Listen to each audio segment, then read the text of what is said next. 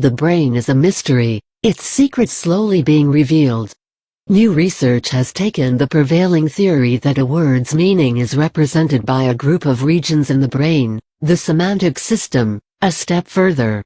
The fine details of this network, spread across the outer layer of the brain, have been uncovered. A team from the University of California, Berkeley recently published the findings from their research study. The study states, the meaning of language is represented in regions of the cerebral cortex collectively known as the semantic system.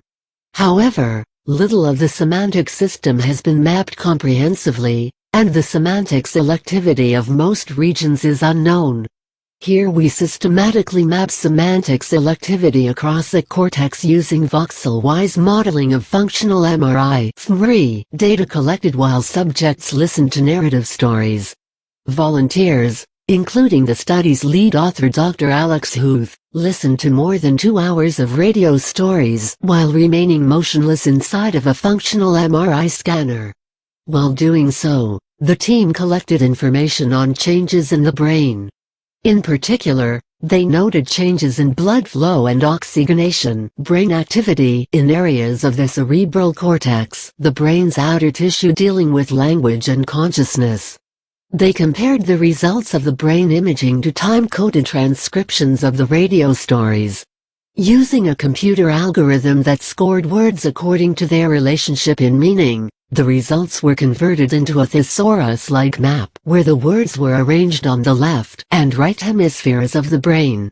The study states, we show that the semantic system is organized into intricate patterns that seem to be consistent across individuals.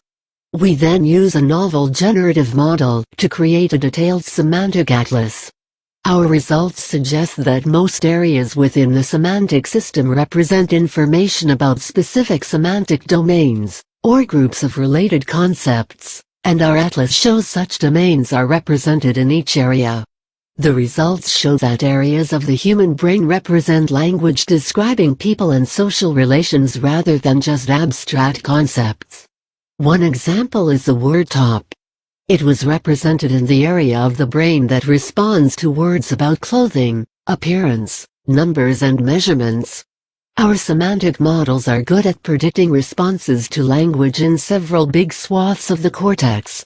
But we also get the fine-grained information that tells us what kind of information is represented in each brain area. That's why these maps are so exciting and hold so much potential. The study's senior author, Jack Galland adds, although the maps are broadly consistent across individuals, there are also substantial individual differences. We will need to conduct further studies across a larger, more diverse sample of people before we will be able to map the individual differences in detail. The ramifications of this study are many. One day, scientists may be able to track the brain activity in patients who have communication problems and match their data to language maps to determine what the patients were trying to say.